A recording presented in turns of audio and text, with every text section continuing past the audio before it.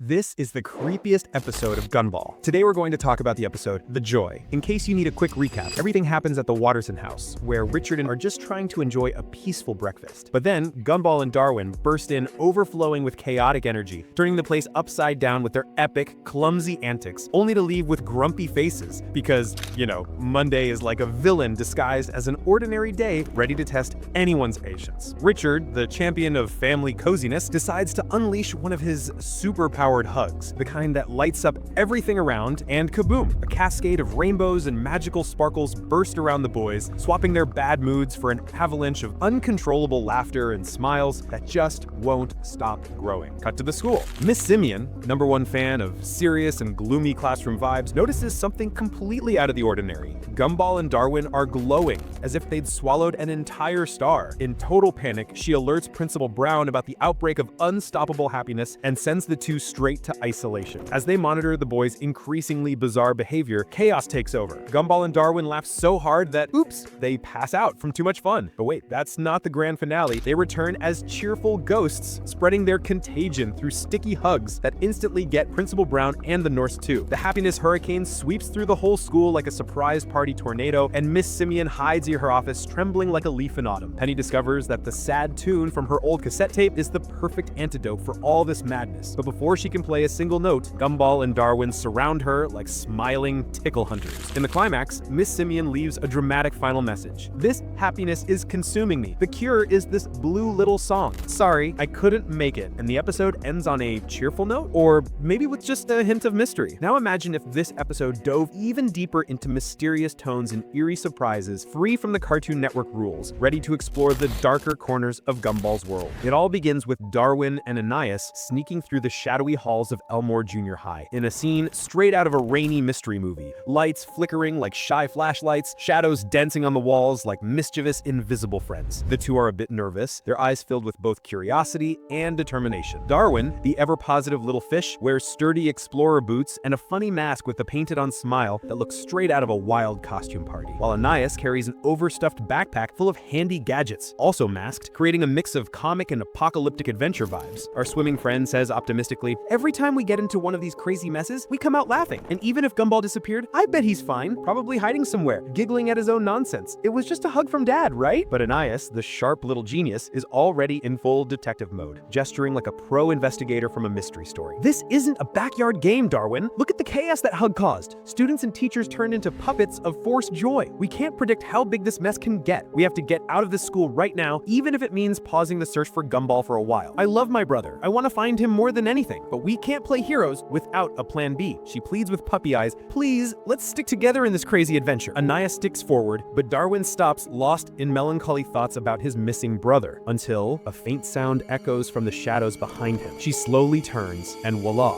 Gumball, lurking like a nightmare imp, his whole body twisted in impossible poses, with a grin stretching across his face like an overpulled elastic, teeth glinting in the dim light. And in his last trembling words, he whispers to Anias, "Run, now." The cloud of mystery reaches home. Cut to Nicole returning home, exhausted from a long day, nudging Richard, who's snoring like a tiny motor on the couch. "Where are the kids?" Our relaxed bunny stretches and replies in his legendary calm voice, "They're probably on their way back from school, like always. Don't worry, honey." Nicole frowns, her mom radar kicking into overdrive. "I don't know, Richard. My instincts say something weird is going on, but you're probably right as always." She sighs, trying to calm down. Back at the school, Anias flips through the pages of her secret diary, the Mini Daisy detective notebook, jotting down details about the infected with the precision of a scientific explorer. First entry, Masami, the cute little cloud who caught the virus. Stage 3 agitation, zooming around in fast zigzags, quicker than a dancing sunbeam. Her appearance is almost the same, but her eyes shimmer with a mysterious glow, as if hiding a colorful secret. Next, for Banana Joe, Stage 2, the joy spreads through his body, leaving one swollen eye and one normal, as if he's training for a wacky face contest. He mumbles for help, unable to stop the smile stretching his mouth like a magic trick, and he's lost so much vital color that he looks like melting ice cream. The most striking case is Principal Brown, Stage 4 of terrifying comedy. He swells up like a giant party balloon, shedding tufts of fur and turning into a bouncing ball of smiling energy, slamming doors as if they're instruments in a mad orchestra. Finally, Darwin's page starts as normal and bouncy, but Anias angrily erases it, changing it to status unknown, missing. Tears blur the page as she cries for her brother, possibly lost in the fog of confusion, and for Gumball's whereabouts, who must be out there spreading even more invisible chaos. Suddenly, footsteps echo like the call of adventure. pressure. Anias adjusts her mask, grabs her improvised defense weapon, an oversized ruler, toy sword style, and gets ready for battle. But it's Carmen, the prickly cactus girl, shouting in panic, "Don't attack me, Anias! I escaped that crazy happiness thing. I'm completely freaked out and have no idea what's happening in this circus." If you look closely, she's carrying Alan, the little floating balloon, crumpled in her arms, trembling like a frightened pudding. Looks like our clever little bunny doesn't waste a second. She drags Carmen into a makeshift room that's become her secret HQ, a messy nest of scribbled papers, strange jars, and colorful charts that look like the masterpieces of a kid genius on a creative rampage. There, with the air of a tiny spy movie inventor, she dumps all the info on Carmen. This virus is spreading faster than a race car without brakes. It could turn into an endless dance zombie party, but worse, they're turning into eternal fun machines, totally brainless, ready to hug and convert anyone in their path. And the name of this trap is Joy. What a delicious irony. Sounds harmless, but it's a sticky, smiling trick. Anias explains that she's been working non-stop to rescue as many friends as possible and find a real cure, like a mini superhero with a toolbox backpack. Meanwhile, at home, Nicole and Richard turn into amateur detectives after hours of silence and no news from the kids. The nerves are kicking in, and they call the authorities, hoping for a movie-style rescue. But of course, in Elmore, nothing is ever simple.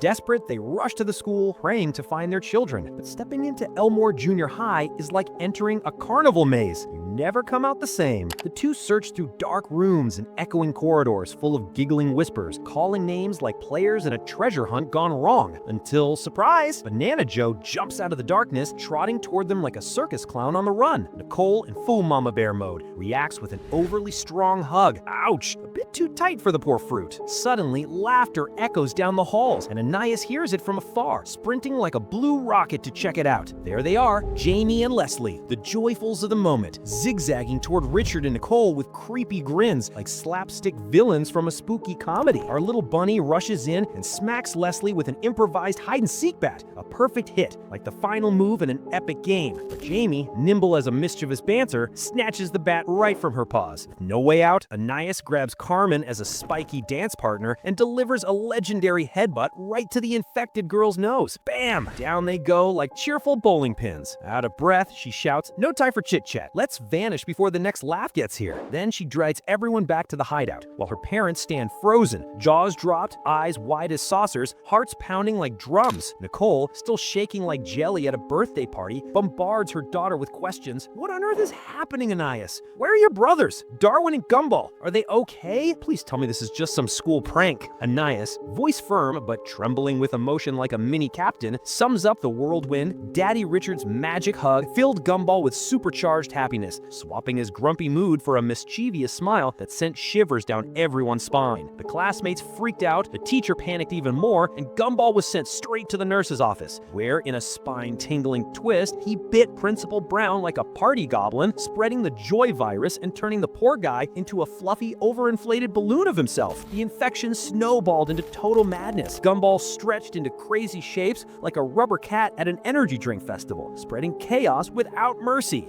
But hey, all of this is pure fan creation, a brilliant project from the channel Ali Originals. Not an official part of the series, but a parallel dimension so creative, lively, and well-crafted, it feels like a secret episode made for the most devoted fans. Go check out their channel, the link's in the description. Ready for a loving like and subscription because they truly deserve a world of applause. The link's in the description, click it, support it, and celebrate this sensational piece.